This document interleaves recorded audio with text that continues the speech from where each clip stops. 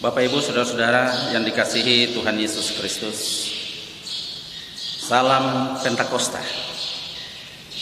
Hari ini kita memasuki hari pertama di bulan ke-6 yang merupakan bulan terakhir di semester pertama menurut kalender gerejawi di tahun pelayanan 2020 ini.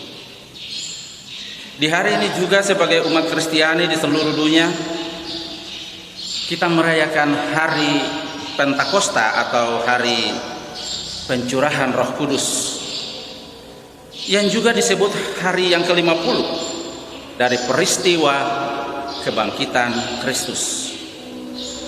Memang dalam kalender gerejawi sesungguhnya peristiwa Pentakosta ini telah berlangsung kemarin, hari yang ke-50. Namun oleh beberapa gereja termasuk gereja Protestan Maluku, kita memiliki tradisi syukur atas peristiwa-peristiwa gerejawi itu. Jadi hari ini kita merayakan hari Pentakosta kedua atau syukur Pentakosta. Tradisi syukur Pentakosta ini atau hari raya lainnya adalah wujud sukacita dan kegembiraan oleh karena peristiwa gerejawi tersebut. Karena itu dalam syukur seperti ini lebih banyak berisikan puji-pujian dan biasanya diadakan pelayanan sakramen baptisan kudus. Saudara-saudara yang dikasihi Tuhan Yesus, perayaan syukur Pentakosta bukanlah sekedar seremoni keagamaan atau sekedar seremoni gerejawi semata, melainkan perayaan ini adalah ekspresi dan penghayatan serta pemaknaan atas peristiwa pencurahan Roh Kudus itu sendiri. Sebab tanpa peristiwa Pentakosta ini, maka gereja tidak akan mungkin ada dan berkembang sampai dengan saat ini. Dan perayaan Pentakosta tahun ini dirangkai dengan tema bulanan, selamatkan bumi, selamatkan kehidupan. Tema ini kemudian dibalut dengan tema mingguan kita, yaitu Roh Kudus menggerakkan manusia merawat relasi kehidupan. Kedua tema ini mempunyai keterkaitan yang sangat penting, yaitu keduanya berbicara tentang kehidupan. Bumi adalah tempat bertumbuh dan berkembangnya kehidupan. Tanpa bumi pasti tidak akan ada kehidupan bagi manusia dan alam semesta ini. Pertanyaannya adalah, mengapa LPG lalu menetapkan tema seperti ini? Apakah bumi ini sedang terancam sehingga perlu diselamatkan? Dan apakah relasi kehidupan manusia itu sedang sakit sehingga Roh Kudus perlu menggerakkan manusia untuk merawatnya? Pertanyaan-pertanyaan refleksi seperti ini mesti mendorong kita untuk memaknai pemberitaan firman di usbu ini, tetapi sekaligus juga memberi makna terhadap perayaan Hari Lingkungan Hidup Sedunia yang jatuh pada tanggal 5 Juni yang akan datang, terutama ketika kita juga tengah diancam oleh COVID-19 ini. Dan bacaan Alkitab kita hari ini yaitu Galatia 5 ayat 16 sampai 26 akan menginspirasi kita untuk memaknai hidup di era new normal ke depan.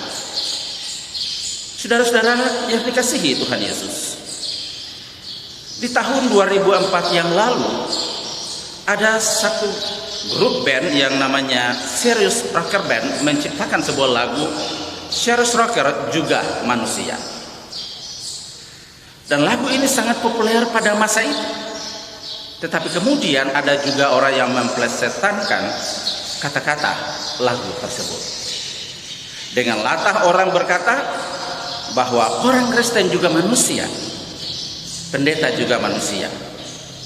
Artinya semua manusia tanpa kecuali masih rentan terhadap dosa. Di satu sisi memang benar, sebagai manusia kita tidak boleh pongah karena kita masih dapat jatuh ke dalam dosa.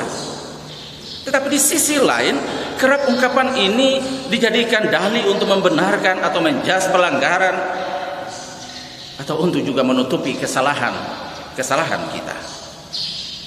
Dan kalau kita membaca teks ini, maka adalah beberapa pesan Alkitab bagi kita, terutama dalam rangka perayaan syukur Pentakosta di tahun ini, yang antara lain bahwa Alkitab atau teks tadi berbicara dengan sangat jelas menentang keras kehidupan yang kompromi dengan dosa, keinginan daging yang membuahkan dosa dan berbagai tindak kejahatan bertentangan dengan keinginan Roh Tuhan. Misalnya saja, hidup yang dikuasai nafsu bertolak belakang dengan pengendalian diri, perseteruan tidak sejalan dengan kasih, kepentingan diri sendiri dan kemurahan adalah dua sikap yang sangat kontras. Mengikuti keinginan roh tidak dapat dikompromikan dengan keinginan daging, dan Paulus mengingatkan ini tidak sama dengan sekedar memenuhi hukum Taurat. Hukum menunjukkan apa yang salah, tetapi roh menuntun untuk melakukan apa yang benar. Tidak ada hukum yang menentang pimpinan roh, karena roh memimpin dan menuntun pada kebenaran. Roh menggerakkan orang untuk membedakan mana yang benar dan mana yang salah, atau mana yang batil. Saudara kekasih, di tengah berbagai situasi yang mengundang kompromi dengan dosa, kita perlu terus-menerus menyadari identitas kita selaku orang percaya kepada Kristus. Tidak cukup kita menyadari yang salah, tetapi juga melakukan apa yang benar, apa yang seturut dengan keinginan Roh Tuhan. Itulah yang mesti kita kedepankan dalam percakapan kita ataupun dalam perbuatan kita. Jadi perikop kita mau menjelaskan peran Roh Kudus dalam membantu kebenaran yang berpusat pada kasih Kristus. Karena itu Paulus mengingatkan kita tentang hakikat kita yang sebenarnya dalam Kristus, bahwa kita adalah orang yang hidup oleh roh dan bukan oleh daging. Memang segi daging digambarkan sebagai penyaliban daging, karena Kristus mati bagi dosa. Berada dalam Kristus berarti mematikan segala hawa nafsu dan keinginan berdosa. Dan hal itu dilakukan hanya bisa dengan pimpinan roh. Menarik bahwa dalam ayat 26 Paulus merujuk pada keadaan jemaat yang kurang damai, yaitu saling menantang dan mendengki. Disitulah ironi hidup oleh hukum. Orang berharap bahwa hukum dapat mengubah umat menjadi lebih baik, tetapi jika hukum Taurat tidak sampai pada akar masalah, lebih lagi hukum-hukum yang lain, kita tidak akan berbuah karena aturan gereja makin ketat, karena teguran dari mimbar yang berapi-api pun, karena sanksi makin berat. Mengapa? Sebab hal-hal itu tidak sanggup mengurangi rasa bersaing, kedengkian, pelarian pada dukun dan sebagainya. Kita akan berubah karena Kristus diberitakan sedemikian rupa sehingga kita mau menyalibkan daging dan hidup oleh roh. Kita menjauhkan diri daripada hal-hal yang hanya mengantar kita pemenuhan keinginan-keinginan daging semata.